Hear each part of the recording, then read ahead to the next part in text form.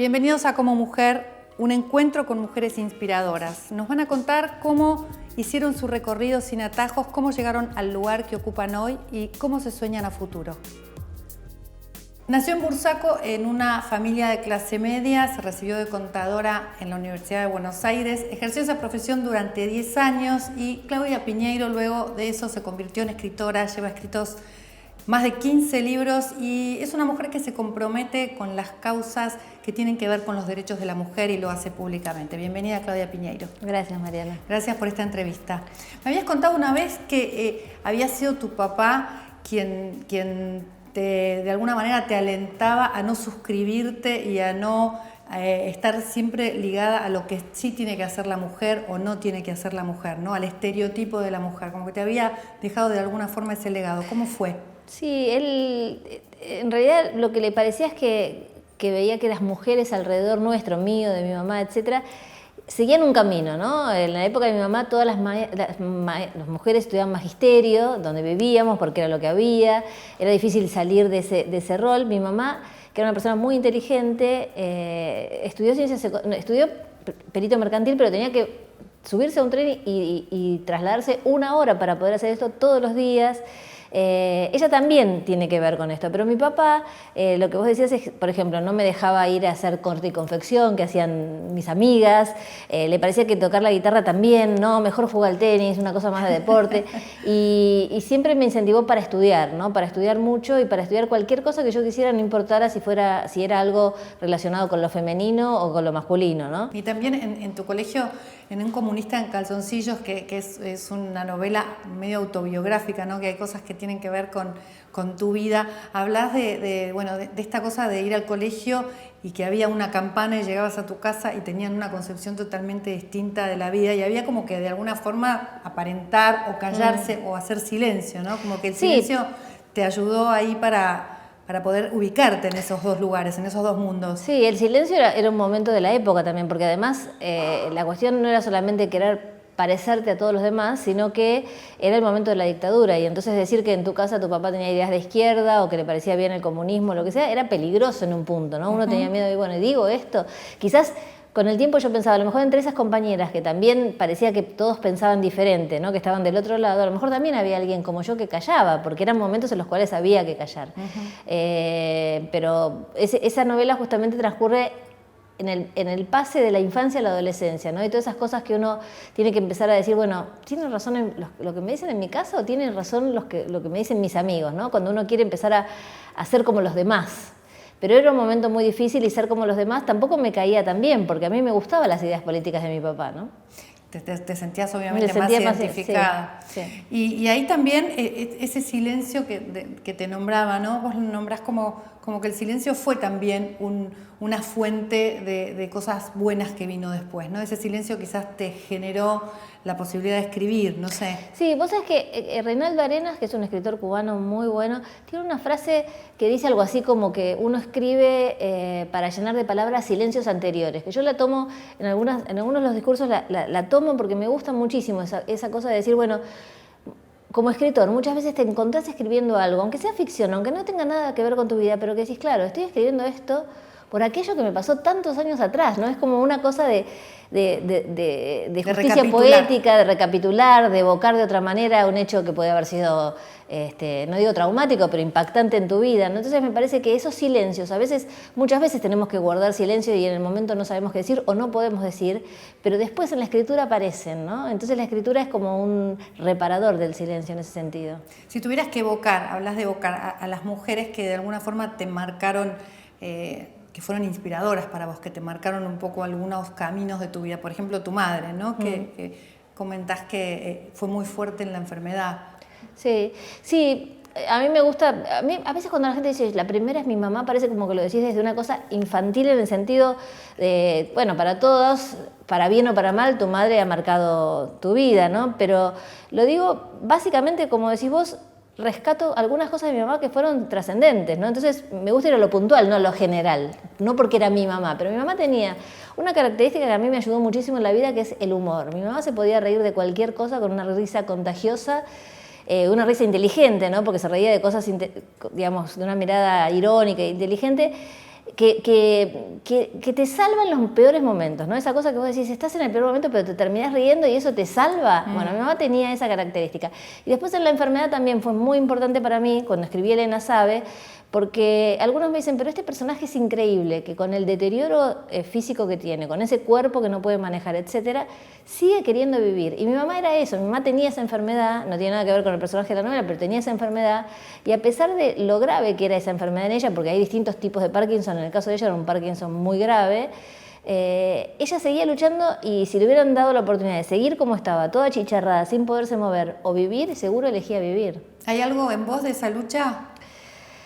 ¿De ese reponerse, de ese salir Yo adelante? creo que sí, que hay como una cosa de todo el tiempo renacer de las cenizas. Tampoco tuve episodios como el de ella, de esa enfermedad, pero sí cosas de otro tenor, o que uno dice, bueno, y de esto salís y salís, ¿no? O sea, soy terca en ese sentido, ¿no? Como... Luchadora. Sí, trabajadora. ¿Y qué cosas te interpelan para luchar, para salir adelante y para decir, esto lo enfrento, no me da miedo? Primero que tengo una cosa de enfrentar todo, ¿no? En el sentido de que no quiere decir que no tenga miedo, no quiere decir que yo me llevo el mundo por delante sin tener miedo. Tengo miedo, pero el miedo no me paraliza. El miedo es algo que yo sé que está y que lo tengo que superar, y no me paraliza. Pero me parece que hay cosas que nos interesan más, donde poner como la garra, ¿no? Todo lo que tiene que ver con mis hijos en lo privado es lo que más... Creo que es a lo que más garra le he puesto, para bien y para mal. A lo mejor ellos hay cosas que habrían preferido que le hubiera puesto menos garra. Pero bueno, creo que es a lo que más me he dedicado, ¿no? De la parte personal. Y después, en lo privado, en lo profesional, obviamente la escritura, pero también hay causas que son sociales, que son generales, que nos abarcan a todos y que me interesan. Y entonces... En esas cuestiones también me gusta participar. ¿Cómo fueron esos 10 años de trabajo como contadora en una empresa o en varias, no sé si fueron varias, y además con muy buenos promedios, fuiste elegida como primera mujer en una empresa para trabajar, abriste camino en ese sentido también? Sí, yo empecé a trabajar en una empresa que se llamaba Arthur Andersen, que es un estudio de auditoría muy grande, y en ese momento creo que era el primer año que tomaban mujeres en la Argentina, porque era una empresa referida a Estados Unidos, y en Estados Unidos existía una ley que los obligaba a tomar mujeres y otras minorías. Entonces tuvieron que tomar mujeres. Y ahí entramos, por supuesto, las que teníamos los mejores promedios de la universidad, porque cuando te hablan de, bueno, es cuestión de calidad, no es de hombres o mujeres, esto se define por la calidad. Sí, pero entre los 10 hombres que entraban no se les exige la misma calidad. Lo mismo pasa en la política, ¿no? Parece que las que tienen que ocupar determinados puestos tienen que ser superdotadas de la política, y uno está cansada de ver hombres que no son superdotados de la política en puestos de distinto tipo, ¿no? Pero bueno, eso ha sido una lucha que me parece que la hemos tenido todos, también vos en tus espacios, ¿no? Que venís del modelaje, de otro lugar, tener que luchar contra ese prejuicio de decir, bueno, yo también soy periodista, quiero hacer esto, ¿no? Creo que somos personas como que siempre tenés que estar dando un examen, ¿no? Y quizás a otros no se le pide, pero bueno, yo no me quejo, la verdad. No me quejo en el sentido... No, pero lo decís. Claro, está pero hay que decirlo decirlo, porque ¿sabés qué pasa? Que no todas tienen la misma suerte que nosotras, no para todas las mujeres esto es igual. Entonces, que nosotros hayamos podido lograrlo por cuestiones a veces hasta azarosas, no quiere decir que no haya que marcar esa cuestión, porque muchas otras no lo pueden hacer y es injusto, ¿no? Bueno, ahora vamos al momento del espacio Women, este espacio auspiciado por Santander Río, el Banco de la Mujer. Y esta pregunta es la siguiente: ¿cuál fue el momento protagonista, el momento de quiebre que cambió tu vida para siempre?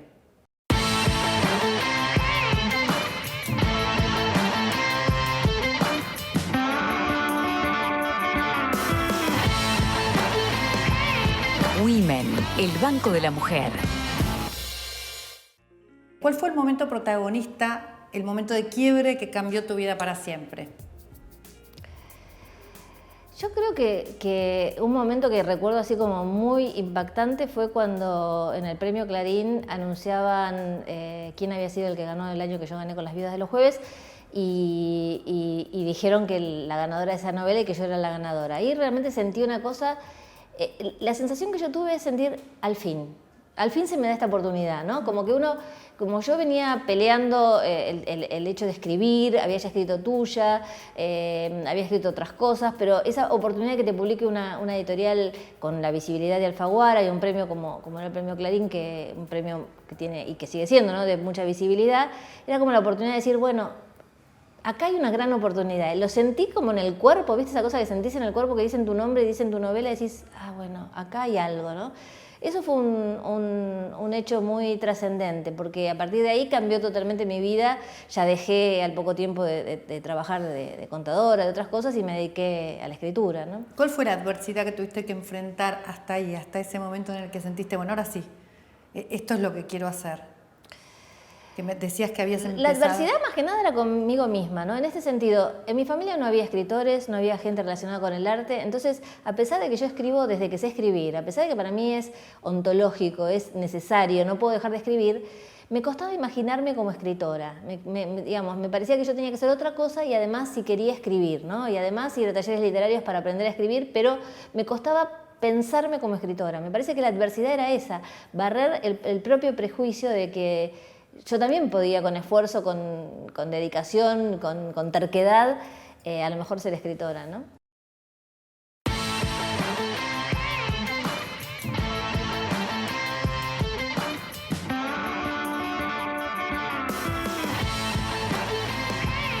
Women, el Banco de la Mujer.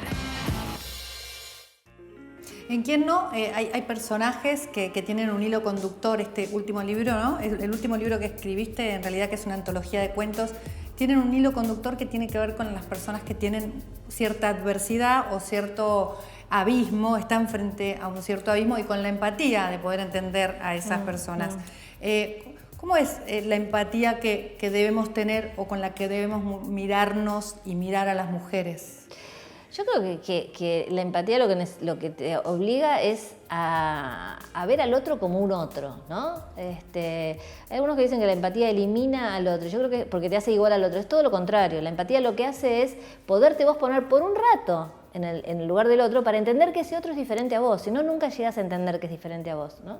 A mí me parece que es un gran ejercicio, que la lectura te hace es un gran ejercicio de empatía, porque vos cuando lees, cuando te metes en la piel de esos personajes, tenés que sentir, bueno, yo haría esto. Es como casi inevitable pensar, no, ¿cómo va a ser esta barbaridad? O sí, yo haría esto. Te obliga a ponerte en las circunstancias, en el mundo, en la familia, en la vida de otra persona y sentirte que podés ser ese. Entonces, eso a mí me parece que después es muy interesante trasladarlo a la sociedad como ejercicio, ¿no? No todos somos iguales, no todos tenemos que pensar lo mismo, y podemos respetarnos, porque la democracia es eso, pensar distinto y llegar a acuerdos, ¿no? Permanentemente llegar a acuerdos. También hablas en ese libro, ¿En quién no?, de las apariencias, ¿no? Es uno de otros temas que aparecen varias veces, y yo siento muchas veces que las mujeres tenemos que estar un poco aparentando ciertas cosas, o hemos sido de alguna forma encasilladas en esa situación, y por ahí tenemos que cumplir un rol, ¿no? ¿Te ha pasado de tener que aparentar? ¿En qué momentos? ¿Cuáles fueron los más controvertidos? Sí, me parece que hay apariencias que tienen que ver con el género y hay apariencias en general, ¿no? Me parece que la sociedad argentina tiene bastante de estar... En todos mis libros hay mucho de la apariencia, ¿no? Porque Tuya, sí, La vida de los jueves, es ¿no? Es aparentar con respecto a pertenecer a una clase social también, ¿no? Pero con respecto a las mujeres, sí, por supuesto que se nos han exigido cosas que en el equivalente no se le han exigido a los hombres, ¿no? Vos sabés que justamente siempre me acuerdo una anécdota cuando trabajaba en esta empresa de auditoría, que a fin de año se determinaba un bono, ¿no? Un bono, una gratificación para las personas. Y ese bono lo votaban entre todos los seniors y gerentes en función a un listado de puntaje que le ponías a cada empleado. Y uno de los puntos tenía que ver con la apariencia. Yo me acuerdo de que había un señor muy gordo, muy desalineado, que usaba una camisa con una camiseta que se le transparentaba debajo, que era gerente y que quería bajarle el bono a una chica porque le parecía que no se vestía bien, que se vestía muy anticuada y que a lo mejor los clientes no la veían, no les interesaba que ella fuera a hacer la auditoría porque no iba tan bien vestida, pero no desprolija, o sea, porque iba seria vestida. Claro. Yo le veía al gordo con la camiseta y decía, y vos no te miraste al espejo. No tiene vergüenza de lo que está diciendo, ¿entendés? Entonces, bueno, ese sí que no tenía empatía. ese no tenía empatía y las Ni apariencias espejo. le importaban a los demás, pero no en él, ¿no? Claro. Entonces, como, sí, yo creo que, digamos, esa misma exigencia no se ponía después cuando se calificaba a los hombres. Y vos fíjate que eso redundaba en el precio que se le ponía a su trabajo, en el valor que se le ponía a su trabajo. ¿Ves la gravedad de Gravísimo. medir a una mujer por su apariencia y definir, le doy un bono, no le doy un bono, con respecto a un hombre que no se le mide lo mismo, ¿no? Hay algo también de las mujeres que vos hablabas de tus hijos, ¿no? Y de que son casi lo más importante de tu vida o lo que te interpela siempre a estar acompañándolos y en la lucha, ¿no? Las mujeres también estamos siempre con las tareas asignadas de los hijos, cuántas cosas por ahí a veces dejamos de nuestros deseos porque obviamente es lo más importante cuidar a nuestros hijos, cuidar a los ancianos, cuidar de la casa, ordenar. ¿Eso te ha interferido en tu vida de alguna forma o lo has tomado naturalmente? Bueno, yo lo tomo naturalmente, o sea, cuidar a mis hijos, sí, cuidar a mi madre cuando estaba enferma también, cuidar la casa, no.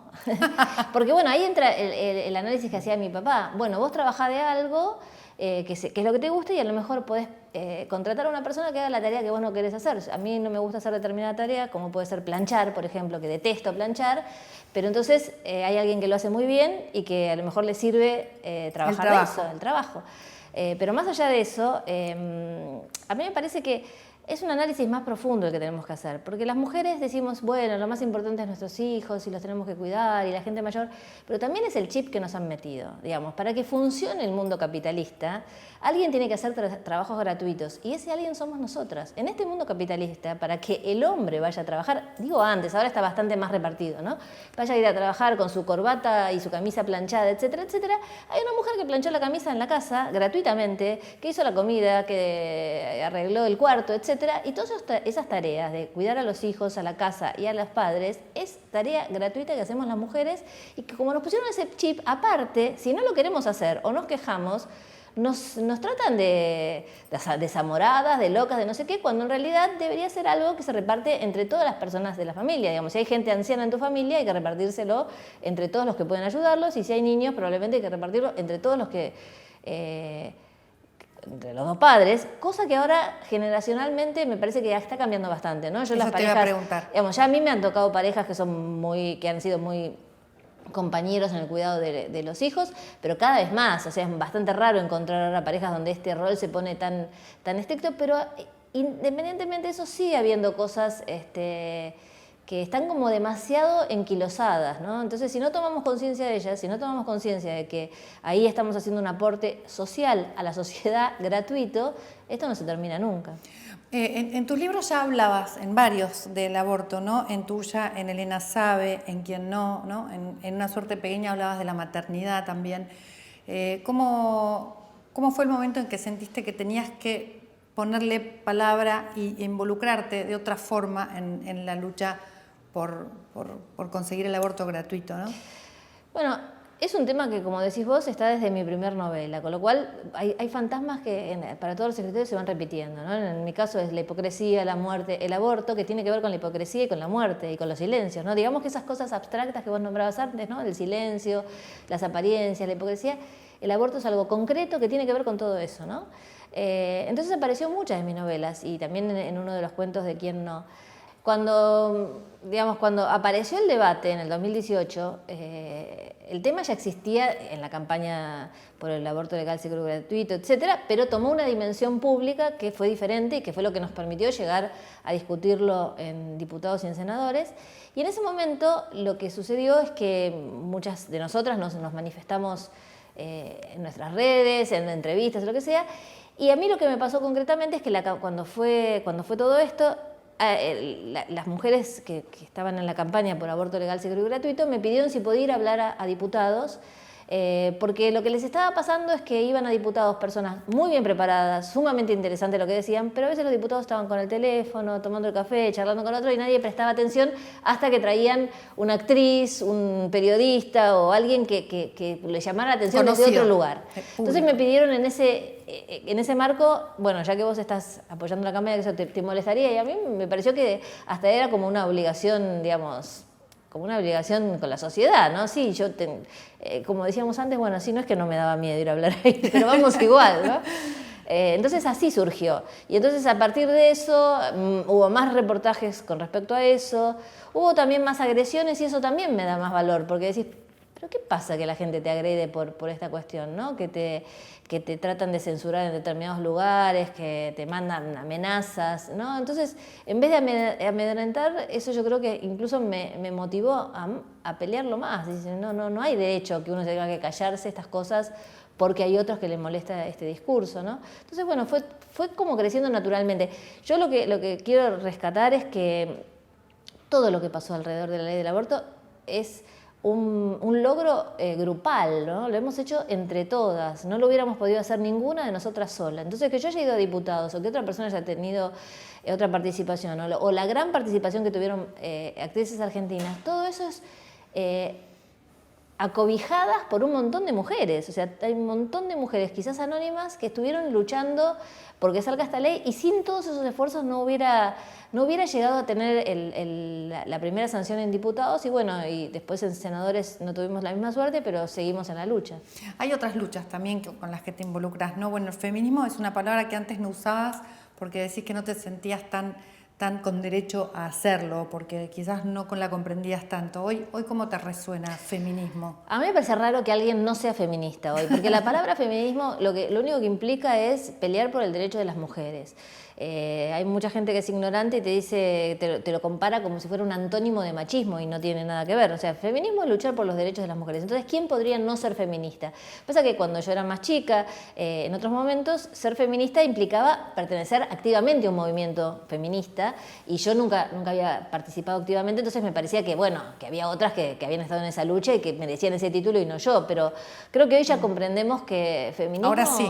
Me parece que sí, ¿no? Que ya está... Pero vos sabés que uno de los primeros trabajos que yo tuve como fuera del ámbito de ciencias económicas fue trabajar en la revista Emanuel. No sé si ya te lo conté a vos. No me lo contaste, pero lo contaste. Que bueno, era una revista feminista. Era la primera, o sea, fue una revista importantísima de Oscar Blota. Yo creo que debe haber sido la primera y casi la única. De Oscar Blota, sí. Casi la única revista feminista que hubo, y esa revista permitía mucho la nota de autor, ¿no? Esa cosa de explayarte casi como tipo ensayísticamente sobre determinado tema.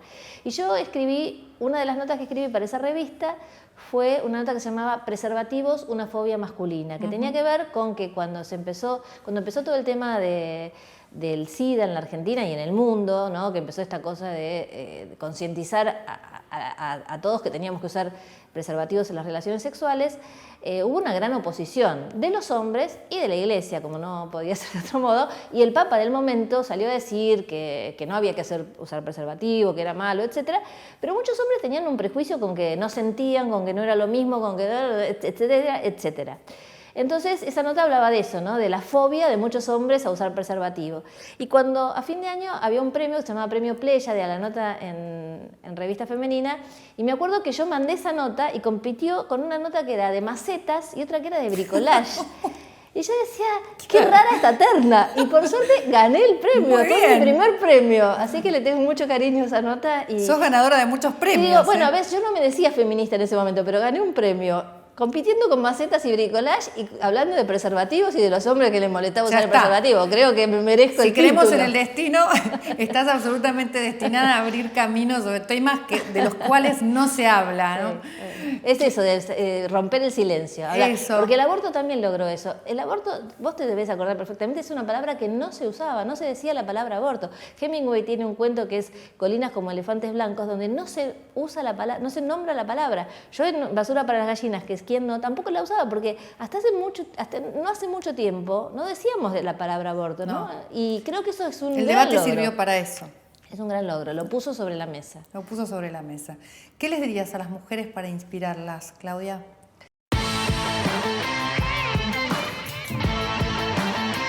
Que están viviendo el mejor momento histórico, por lo menos que yo he visto con respecto a la mujer. A mí, yo estoy muy contenta de que me haya tocado vivir este momento.